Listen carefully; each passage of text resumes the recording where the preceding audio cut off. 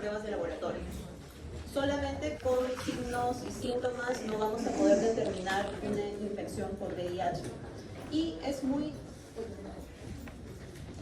importante que podamos realizar un diagnóstico de manera precoz para de esta manera iniciar un tratamiento lo más oportuno posible y poder de esta manera evitar posibles contagios. Actualmente vamos a disponer de diferentes tipos de pruebas de laboratorios y cada uno con diferentes metodologías. Y lo que queremos es que puedan aprender en qué momento utilizar cada prueba de laboratorio. Y es importante que tengan estas pruebas una buena sensibilidad y especificidad para poder obtener un buen resultado diagnóstico. Entonces, ¿cuáles van a ser nuestros objetivos? Optimizar la toma de decisiones basadas en las recomendaciones sustentadas en la mejor evidencia disponible para realizar una detección oportuna de infección por virus de inmunodeficiencia humana, solicitar e interpretar las pruebas correctas de detección de VIH según las normas y flujos vigentes y conocer los diferentes métodos disponibles para el diagnóstico de una infección por VIH, así como las ventajas y desventajas que podría tener cada prueba. Y comenzamos con la detección del agente etiológico. En 1981, en Estados Unidos, la CDC alerta sobre unos primeros casos de una extraña neumonía asociada a una intensa inmunosupresión en hombres homosexuales. Posteriormente se descubre que esta neumonía era asociada a Pneumocystis jejuni y simultáneamente en otros países, como por ejemplo España, también se comenzó a evidenciar casos de neumonías atípicas en personas, pacientes que eran homosexuales, asociados también a inmunosupresión. En el Perú, el primer caso se presentó en 1983. El virus de la inmunodeficiencia humana va a ser aislado en ese mismo año en un paciente con linfadenopatías y finalmente se demostró en 1984 como el agente causal del síndrome de inmunodeficiencia humana. En 1985 se dispuso de la primera prueba diagnóstica por el método ELISA. En el 87 se contó con las primeras pruebas de Western blot y en 1989 con las pruebas que detectan la antigenemia P24.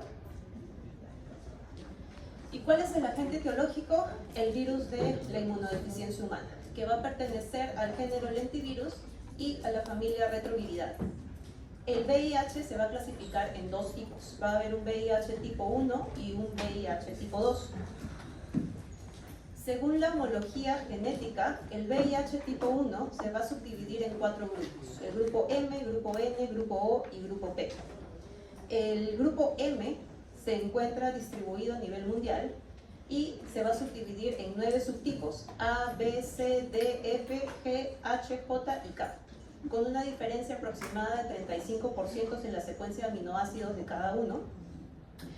Y va a haber 8 subtipos, 6 subtipos del grupo A y 2 subtipos F. Y va a tener una alta tasa de mutación. El causante de la epidemia de infección por VIH fue precisamente el VIH tipo 1.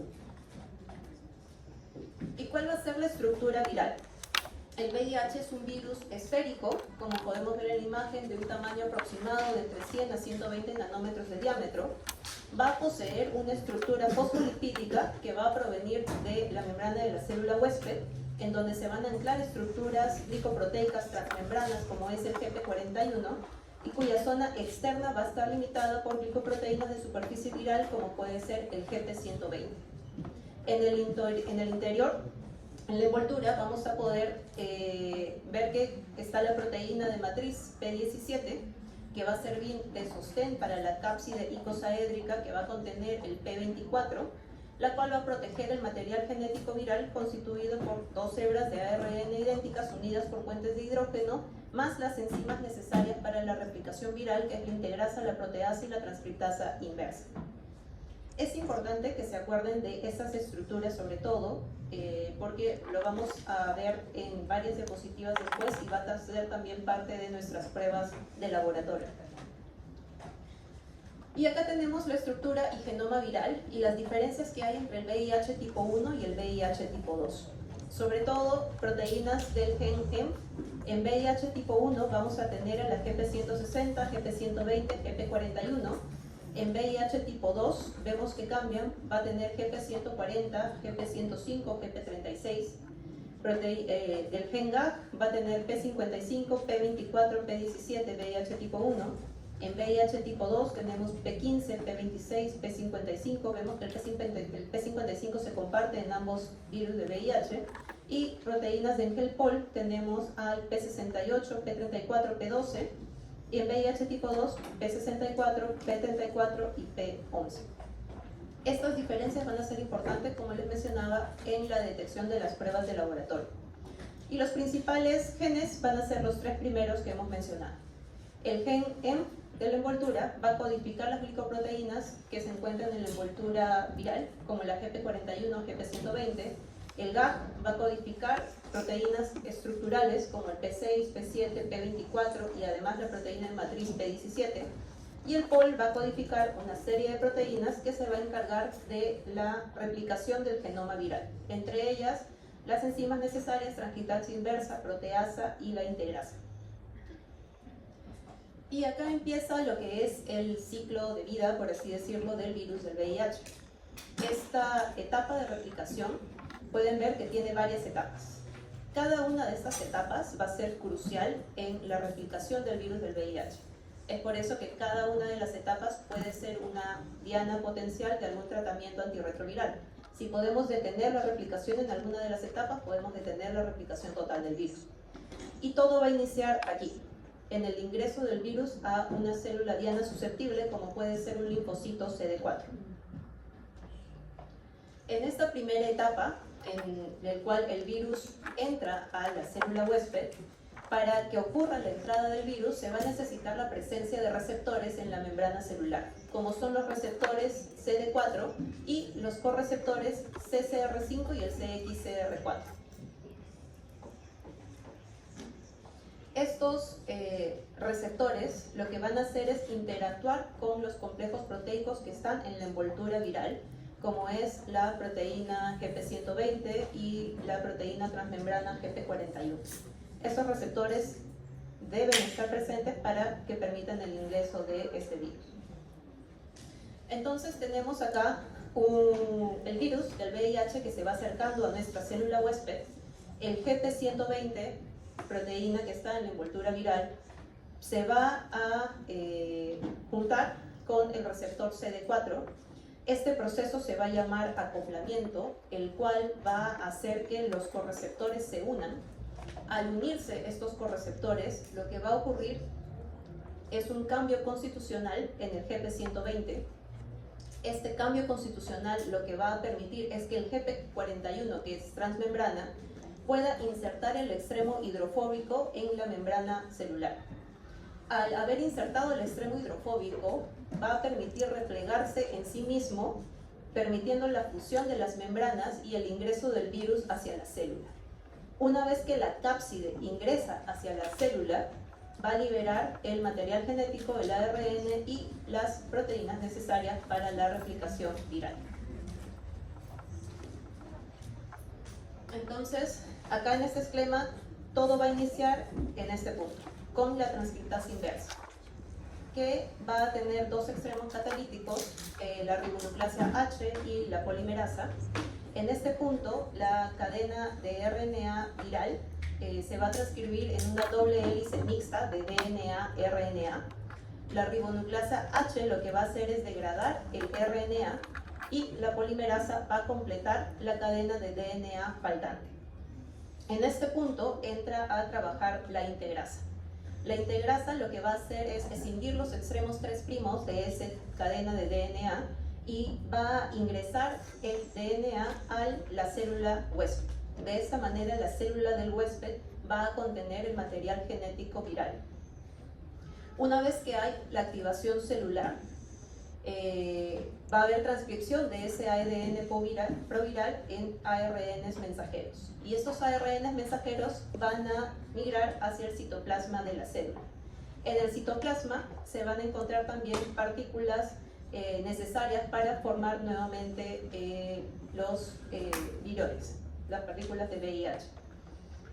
En este punto entra a tallar la proteasa. La proteasa lo que va a hacer es escindir proteínas más grandes en proteínas más pequeñas del núcleo viral, y esto es necesario para poder generar virus que son infectantes. Entonces vamos a tener dos cadenas de RNA que junto con las enzimas necesarias para la replicación viral se van a reunir y van a ser rodeadas por proteínas de núcleo que van a formar la cápside. Esta cápside, a través del proceso de gemación, va a salir de la célula huésped. Al momento que sale va a tener tanto estructura de la membrana celular de la célula huésped como la estructura de su cápside. Van a formarse un virus ya maduro y va a poder infectar otras células. Un poco de estadísticas. VIH en el mundo, hasta el año pasado teníamos 39.9 millones de personas que vivían con VIH. Había 1.3 millones de personas que contrajeron la infección hasta el año pasado. 630.000 personas fallecieron a causa de enfermedades relacionadas con el síndrome de inmunodeficiencia humana el año pasado. 30.7 millones de personas tuvieron acceso a terapia antirretroviral hasta el año pasado. 88.4 millones de personas contrajeron la infección por el VIH desde el comienzo de la epidemia, y 42.3 millones de personas fallecieron a causa de enfermedades relacionadas con el SIDA desde el comienzo de la epidemia. Y respecto a la prevalencia en el Perú, tenemos casos acumulados de VIH hasta septiembre del 2022 en 158.134 casos, y casos de SIDA, 49.001 casos. El número de personas viviendo con VIH-SIDA en el Perú hasta el año pasado eran unas 110.000 personas aproximadamente, y la transmisión sigue siendo predominantemente sexual. Acá tenemos alguna estadística que es hasta junio de este año, de casos de infección por VIH y casos de SIDA que son notificados según el año diagnóstico. Vemos que hasta junio de este año los casos notificados de VIH eran 3.334 casos de SIDA 447 casos. Los casos de infección por VIH notificados según sexo y razón, hombre-mujer, vemos que desde el 2015 hasta el presente año, esto es hasta febrero de este año, siempre ha habido una predominancia en varones, a diferencia de mujeres. Hasta febrero de este año había 668 casos de varones, 194 casos en mujeres, a una razón de 3.5. Los casos de infección por VIH según edad, sexo y quinquenios, desde el 2019 al 2024, podemos ver la predominancia siempre de los casos en varones, y cómo es que aproximadamente a partir de los 15 años es que comienza a despuntar los contagios de la infección por VIH, llegando a un pico entre los 25 a 29 años. Y la proporción de casos de VIH según la vía de transmisión, vemos que durante todos los años la predominancia siempre ha sido transmisión sexual. ¿Hay otros tipos de transmisión? Sí. Ha habido casos reportados de transmisión vertical, transmisión parenteral, pero durante los años se mantiene siempre la transmisión sexual. ¿Y cómo o a partir de qué se va a transmitir una infección por VIH? A través de fluidos corporales. Líquidos corporales. ¿Cuáles son los líquidos corporales? Sangre, semen, secreciones rectales, líquido preseminal, secreciones vaginales, leche materna. Es por eso que la predominancia en el contagio siempre ha sido, y hasta el momento sigue siendo, la transmisión sexual. ¿Hay otro tipo de contagios? Sí. Cuando las personas comparten agujas en tatuajes, piercings, acupunturas, uso de drogas inyectables, pueden llegar a contagiarse. Otras maneras de contagiarse, recibiendo transfusiones sanguíneas o transfusiones de hemocomponentes. Vamos a ver más adelante que existen periodos de ventana y periodos en los cuales todavía no existe una prueba de laboratorio que pueda detectar una infección por VIH en etapas muy tempranas. Entonces, podría ser una manera de contagio también recibiendo transfusiones sanguíneas. A través de leche materna también, y transmisiones verticales madres a hijos. Y comenzamos con la fisiopatología y la patogenia. Tenemos que tener en cuenta que la infección por VIH nos va a causar una gran inmunodeficiencia. Va a haber un déficit progresivo, cuantitativo y cualitativo de los linfocitos T cooperadores. Va a haber una destrucción de los linfocitos CD4 por la infección por VIH. Hay una eliminación también por el sistema inmune. Va a haber un agotamiento por activación celular aberrante y muertes celulares inducidas. ¿Y cuáles son las células humanas que son susceptibles a una infección por VIH? Son varios tipos de células, no solamente las hematopoyéticas. Estamos acostumbrados a escuchar sobre los linfocitos CD4, otras células sanguíneas como pueden ser los monocitos, macrófagos, células dendríticas, entre otras, pero hay otras células que también pueden ser susceptibles de infección por VIH. Muy bien, acá tenemos un cuadro, un esquema, en el cual vamos a ver la interacción del recuento de los linfocitos CD4, el periodo de tiempo en semanas y años, y el número de copias de RNA del VIH en el plasma de los pacientes. Si podemos observar aquí, vemos que aproximadamente en las primeras 2 semanas no vamos a poder detectar copias de RNA de VIH o material genético viral en el plasma del paciente. Por lo tanto, en esta primera etapa, lo vamos a ver también más adelante, no existe todavía ninguna prueba de laboratorio que nos pueda detectar una infección por VIH. Recién a partir de la segunda semana, tercera semana, comienza a haber un incremento exponencial de las copias de RNA viral. Hay un aumento en la viremia. Nuestro recuento de linfocitos CD4 cae abruptamente hasta que después de unas semanas, aproximadamente semana 12, semana 10, hay o inicia un periodo de latencia clínica, por así decirlo. En este periodo, que todavía es asintomático en el paciente, se puede decir que hay o existe como una especie de equilibrio entre la replicación viral y respuesta inmunitaria. Pero vemos que con el transcurso de los años incluso, el número de copias o la viremia comienza a aumentar y nuestro recuento de CD4 comienza a disminuir.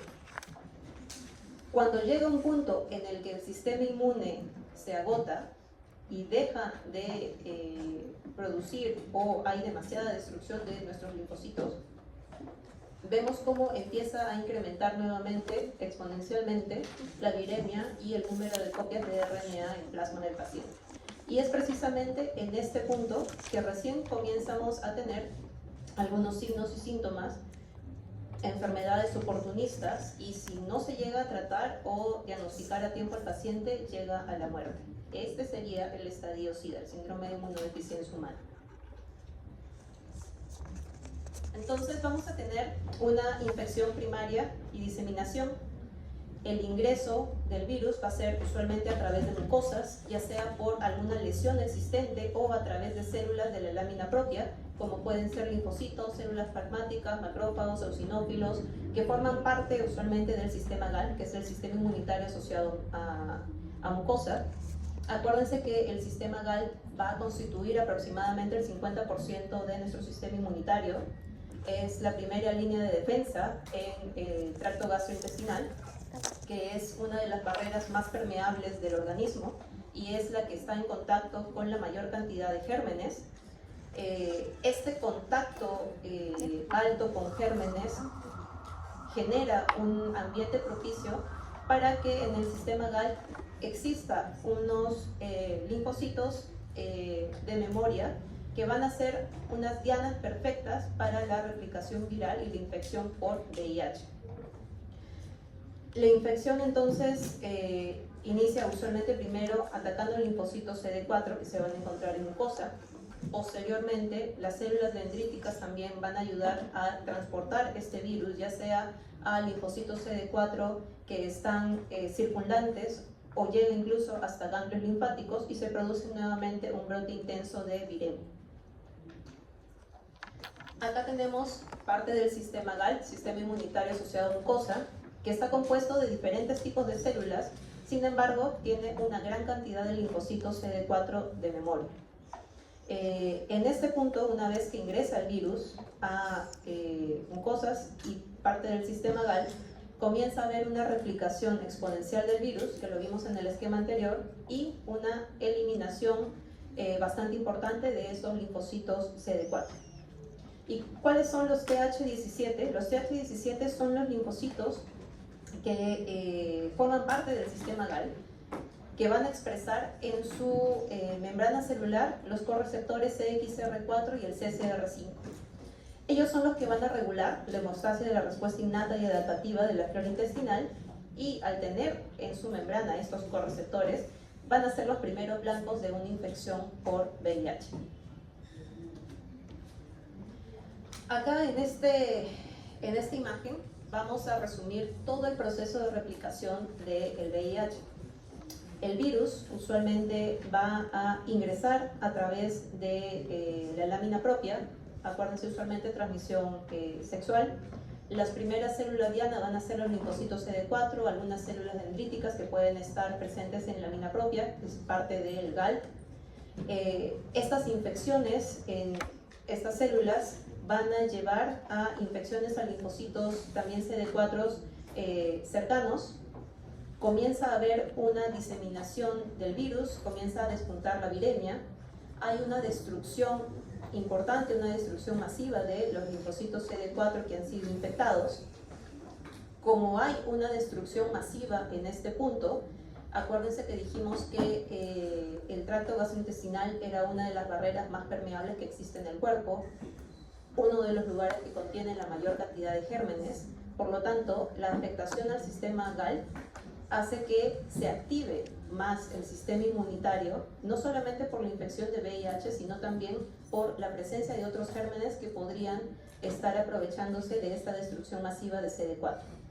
¿Y por qué es importante que tengamos presente que desde este punto comienza a activarse mucho más el sistema inmunitario?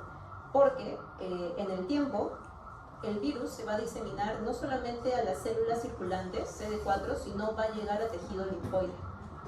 Una vez que llega hacia tejido linfoide, que usualmente pasan semanas aproximadamente, ya podemos encontrar una respuesta inmunitaria más específica. Comienza a aparecer anticuerpos específicos, comienzan a desarrollarse o aparecer linfocitos CD8 con actividad citotóxica hacia el VIH, y esta respuesta, que es más específica, de alguna manera logra controlar la replicación viral. En algunos casos la controla también, que puede llegar a niveles indetectables de RNA en plasma del paciente. Sin embargo, tenemos que tener en cuenta, como dijimos en las diapositivas iniciales, que el VIH es un virus que tiene una alta tasa de mutación. Al haber respuestas más específicas y anticuerpos específicos, comienza a cambiar su estructura, comienza a tener variantes de escapes, cambia las proteínas de su envoltura. Esto genera que el sistema inmunitario genere otros tipos de anticuerpos, active nuevamente linfocitos CD8 específicos para esos cambios que ha presentado el VIH, y esto puede tardar o va a llevarse por años, incluso en los pacientes. Esta activación continua de nuestro sistema inmunitario va a llevar a un agotamiento del sistema inmunitario.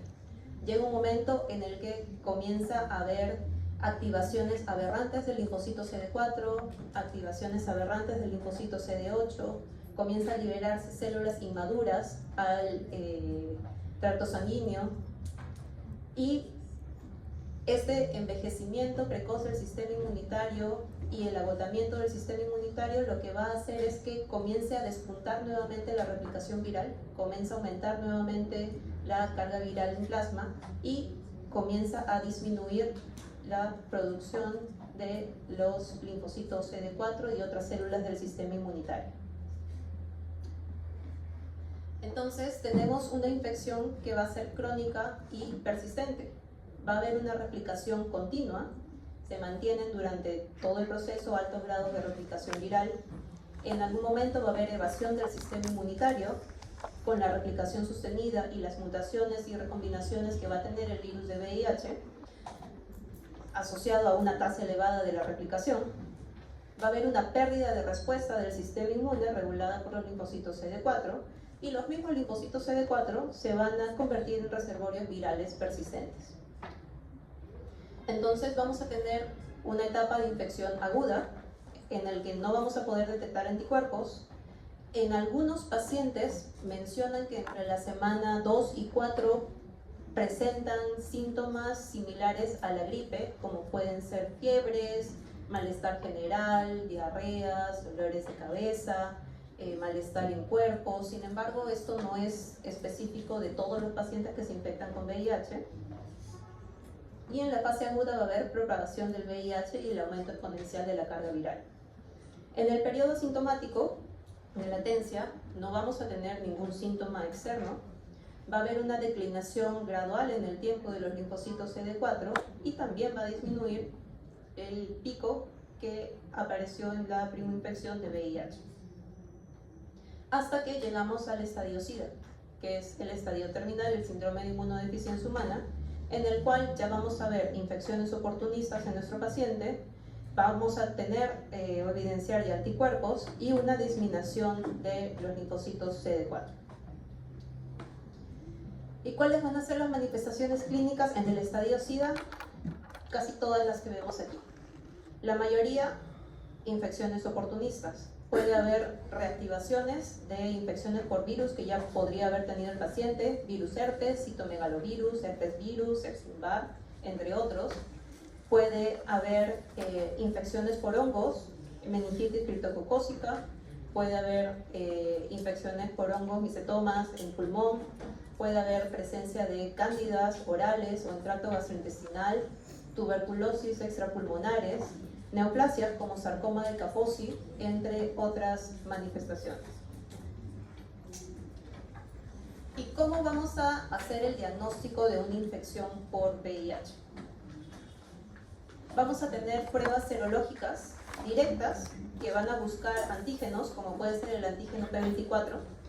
Vamos a tener pruebas serológicas indirectas que buscan anticuerpos contra el VIH. Vamos a tener pruebas que van a buscar el complejo antígeno-anticuerpo y pruebas que van a buscar material genético viral, como son PCR, que es la reacción en cadena de la polimerasa, el TMA, la amplificación mediada por transcripción, el NAT, la amplificación de ácido nucleico, y el NASVA, que es la amplificación basada en secuencia de ácidos nucleicos. Acá tenemos también un esquema con la secuencia de aparición de los marcadores de laboratorio para una infección por VIH. Acuérdense que aproximadamente en las primeras 2 semanas todavía no existe ninguna prueba de laboratorio que pueda detectarnos una infección por VIH. Recién a partir de entre segunda, tercera semana vamos a poder utilizar las pruebas de detección de material genético viral.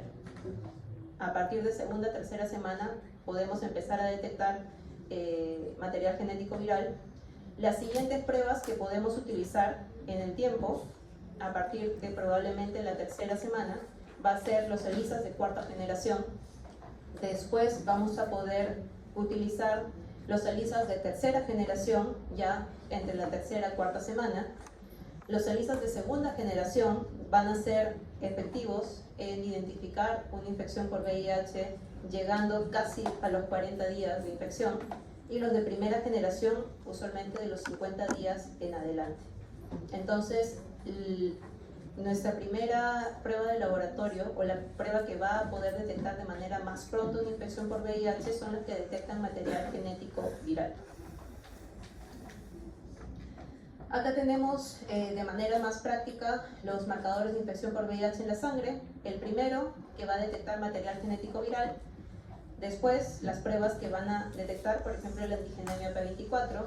Y después, los que detecten anticuerpos, ya sea IgM o IgG al final. Y comenzamos a hablar de algunas pruebas, como son, en este caso, las pruebas rápidas.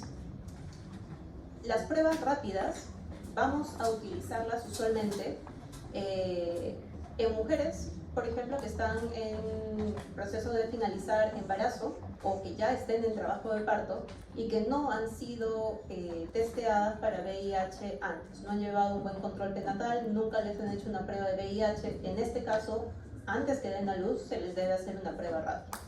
¿Por qué no otra prueba? ¿Por qué no le puedo hacer un Western blot? ¿Por qué no le puedo hacer un ELISA? ¿Por qué no le puedo hacer otro tipo de prueba? Va a demorar mucho tiempo. A la gestante yo no le puedo decir, señora, aguante un ratito, no dé a luz, le voy a hacer otro tipo de prueba. No, necesitamos una prueba rápida. Esta nos va a demorar solamente unos minutos. Tiene una sensibilidad de 99%, una especificidad de 98%. También es utilizado, por ejemplo, en campañas de detección de VIH, se utilizan las pruebas rápidas.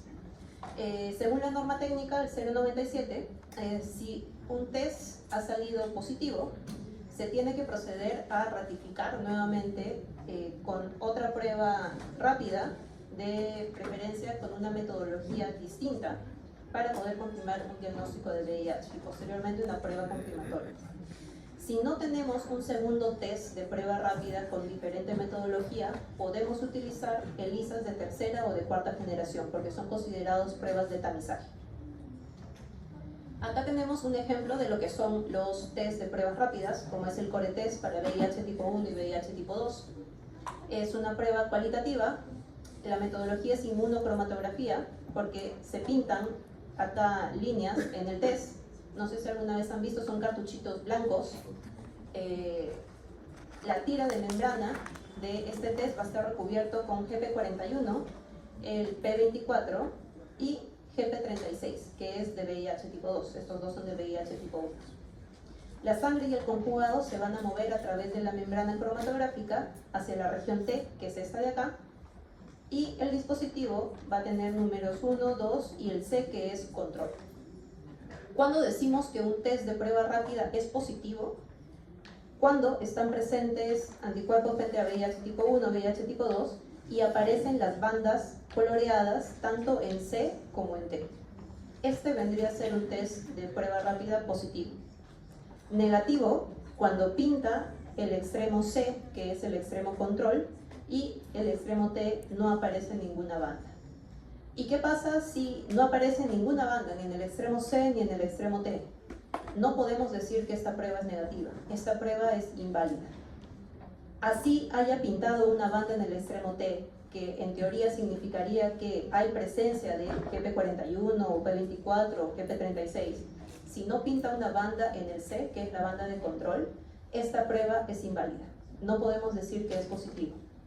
Todas las pruebas de laboratorio, ya sean las más simples como es una prueba rápida, hasta pruebas más complejas, tienen controles de calidad y tienen calibraciones. Si el equipo o el insumo que vamos a utilizar, en este caso el cartucho de prueba rápida, no pasa su control, es porque algo está mal con esta prueba y yo no puedo darle validez al resultado que me da. Mientras el equipo no pase control, no se puede confiar en los resultados que está dando. Entonces, para que sea una prueba válida, tiene que haber banda en el extremo C, que es el extremo control. Si no pinta en el extremo T, es una prueba negativa, y si pinta, es una prueba positiva. Acá vamos a tener las siguientes pruebas diagnósticas. La primera generación de ELISA va a utilizar lisado viral, usualmente solamente para VIH tipo 1.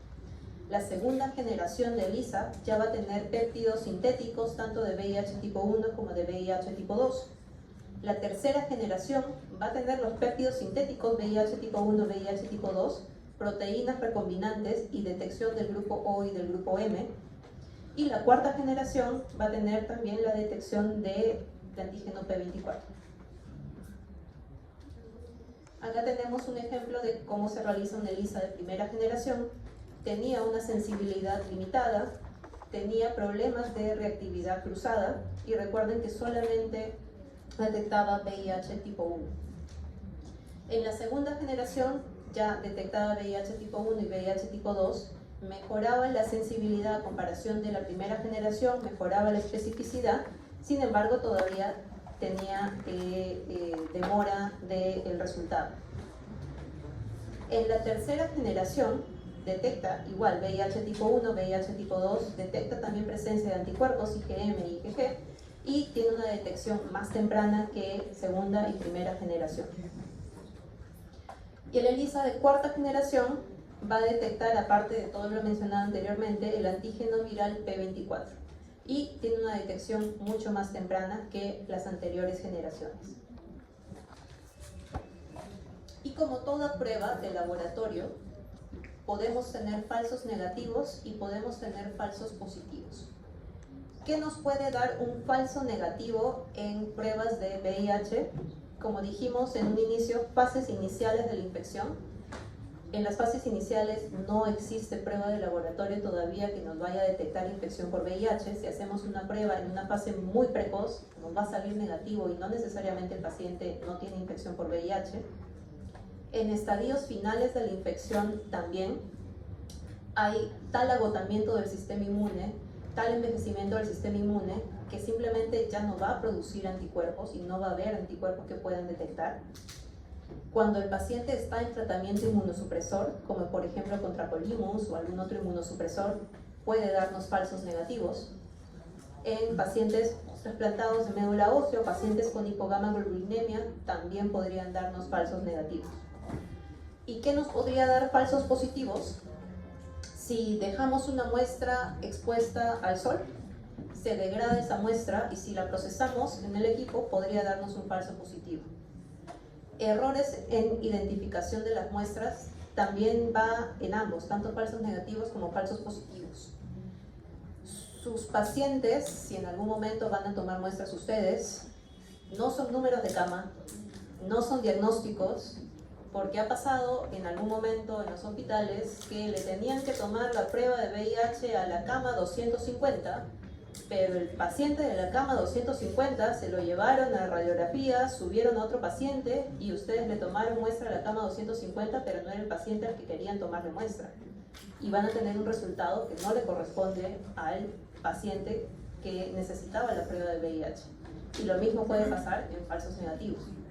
Entonces es importante que con cualquier muestra de laboratorio, ya sea los tubos, frascos en examen de orina, en líquido cefalorraquídeo, sean tubos de hemogramas, para pruebas serológicas, para pruebas de coagulación, estén correctamente rotulados. Nombre completo de los pacientes, nombres y apellidos, porque también puede haber homónimos. Hay casos en los que puede haber incluso dos hermanos hospitalizados al mismo tiempo. Si ponen solo los apellidos, no se sabe de cuál hermano es cuál muestra, etc. Entonces todas las muestras tienen que estar correctamente rotuladas.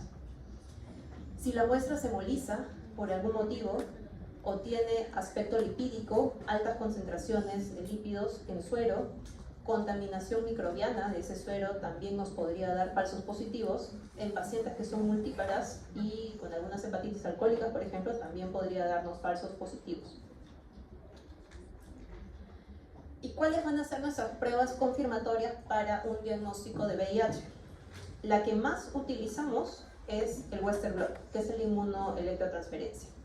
Pero existen otras pruebas que nos pueden ayudar a confirmar un diagnóstico de VIH, como puede ser la inmunofluorescencia indirecta, que es el IFI, el inmunoblot con antígenos recombinantes, que es el IA, o la radioinmunoprecipitación, que es el RIP. Este es un ejemplo de Western blot. Consiste en la separación de los antígenos virales por electroforesis en los geles de poliacrilamida, que luego van a ser transferidos a una membrana de nitrocelulosa, van a ser expuestos posteriormente a anticuerpos del suero o plasma del paciente y entran en contacto con una inmunoglobulina marcada con una enzima. La reacción inmunológica va a dar lugar a un patrón de bandas, como el que podemos ver acá, las cuales van a ser interpretadas de acuerdo a los criterios internacionales a los que se rija cada país. Estas son las bandas para VIH tipo 1, las que tenemos aquí. ¿Y cómo vamos a interpretar este resultado? De esta manera. Para un resultado de Western blot VIH tipo 1, negativo va a ser la ausencia de bandas. Positivo va a ser por lo menos dos de las siguientes bandas en las proteínas P24, GP41, GP120 o GP160. Y un valor indeterminado de Western blot, cualquier otro patrón diferente al positivo. Para VIH tipo 2 vamos a tener estas bandas de aquí. ¿Y cómo las vamos a poder interpretar? Una prueba positiva va a tener bandas tanto del gen M, del gen GAG como del gen POL. Un valor negativo va a seguir siendo la ausencia de bandas. Y un valor indeterminado de Western blot va a ser cualquier otra recombinación diferente a la positiva. Y acá tenemos un pequeño resumen de cada una de las otras pruebas confirmatorias. recordemos, la más usada es Western blot. Sin embargo, tenemos otras pruebas, el IFI, el RIPA, el LIA. El IFI y el RIPA usualmente son los más utilizados cuando tenemos resultados de Western blot indeterminados. Pero ¿por qué no se usan tanto? La inmunofluorescencia indirecta, acá lo mencionamos, va a detectar anticuerpos totales que emplea células linfoides infectadas con VIH tipo 1, fijadas en lámina de vidrio, y esta prueba utiliza placa con células infectadas de VIH a las que se adiciona suero del paciente y detectan los anticuerpos marcados con isotionato de fluoresceína. Esta prueba de IFI, inmunofluorescencia indirecta, necesita personal altamente calificado para poder interpretar la prueba y poder realizarla. La radioinmunoprecipitación, que es el RIPA, requiere cultivo de VIH en linfocitos, las células H9, en presencia de aminoácidos marcados con radioisótopos, metionina 35S y cisteína 35S, que van a ser incorporados a las proteínas del virus. Al requerir cultivo de VIH, es una prueba mucho más cara, va a tomar mucho más tiempo y también va a requerir un personal especializado, no solo en el proceso de este examen, sino también en la evaluación del resultado y la interpretación del resultado. Y el inmunensayo lineal, que es el LIA, es muy similar al Western blot o como si fuera una ELISA para detección de anticuerpos que son específicos. Es menos utilizado, los más utilizados es IFI y RIPA en caso que tengamos Western blots indeterminados. Pero acuérdense que la prueba más común que se realiza es el Western blot. Y acá tenemos un cuadro comparativo de sensibilidades, especificidades y uso de las pruebas diagnósticas en la infección por el virus de la inmunodeficiencia humana. Vemos que pruebas de tamizaje van a ser las pruebas rápidas que detectan complejo antígeno-anticuerpo. Los ELISAs de tercera y cuarta generación siguen siendo pruebas de tamizaje. Pruebas confirmatorias, Western blot, pruebas como ejemplo de inmunofluorescencia indirecta, el RIPA también y el LIA. Acá tenemos un algoritmo de las pruebas diagnósticas de la infección por VIH según la norma técnica 097. Cuando tenemos una primera prueba rápida positiva, tenemos que realizar una segunda prueba rápida con una metodología diferente. Si sale reactivo, pasa a hacerse una prueba confirmatoria. Si no tenemos una segunda prueba rápida con metodología diferente, podemos utilizar un ELISA de tercera o cuarta generación. Sale reactivo, pasa a realizarse una prueba confirmatoria. Si la prueba confirmatoria sale reactivo, es un paciente positivo para una infección por VIH. Si sale negativo en la prueba confirmatoria, no hay una infección por VIH. Y si sale un valor indeterminado, se repite esta prueba entre 3 y 6 meses. Con respecto al CD4 y la carga viral, el CD4 y la carga viral van a ser los mejores marcadores pronósticos de progresión a SIDA en los pacientes que tienen una infección por VIH. El CD4 va a reflejar la capacidad inmunológica actual del paciente, predice con mayor precisión la progresión a corto plazo, el desarrollo de enfermedades sintomáticas y se correlaciona con el desarrollo de infecciones oportunistas. Y la carga viral predice usualmente la progresión a más largo plazo y la respuesta también al tratamiento que se le puede dar al paciente.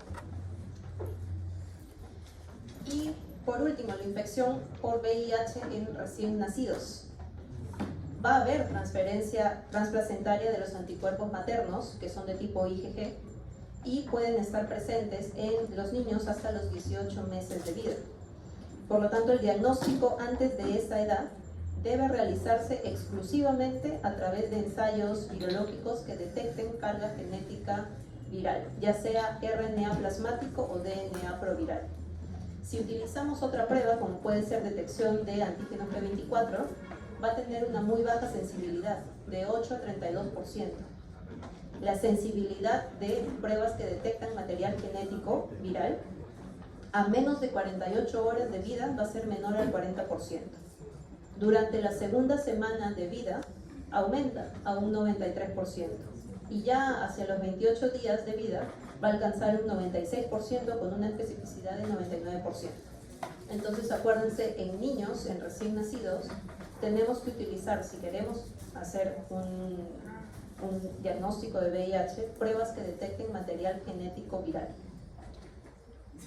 ¿Y a quién llamamos un niño o niña que esté infectado por el VIH? Todo niño o niña con una ELISA para VIH reactivo o prueba confirmatoria positiva después de los 18 meses de edad, o un niño expuesto a VIH al que se le realiza una prueba, por ejemplo de PCR, que detecta material genético viral con resultado positivo en 2 oportunidades diferentes. Necesitamos 2 pruebas que detecten material genético viral positivo para determinar que nuestro niño está infectado por VIH antes de los 18 meses de edad. Acá tenemos el algoritmo, el esquema más o menos de lo que debe ser el diagnóstico en niños. Tenemos una primera muestra a nacer. Si sale positivo, se tiene que realizar otra muestra. Si sale positivo, ahí recién podemos decir que está infectado. Si tenemos una alta sospecha de contagio de nuestro niño y la primera muestra nos sale negativo, se repite el estudio, vuelve a salir negativo, igual hay que hacerle seguimiento a ese niño hasta los 18 meses de edad. Y cuando hay un diagnóstico programado, una primera muestra que sale positivo, igual se tiene que confirmar con una segunda muestra. Si sale negativo, se hace una segunda muestra. Si hay un positivo, una nueva muestra para confirmar. Si hay un negativo, pasa nuevamente una tercera muestra. Negativo, ahí recién podemos decir que no está infectado. Muy bien, chicos, eso sería todo. ¿Hay alguna pregunta, alguna duda respecto a esta clase? ¿Preguntas, dudas?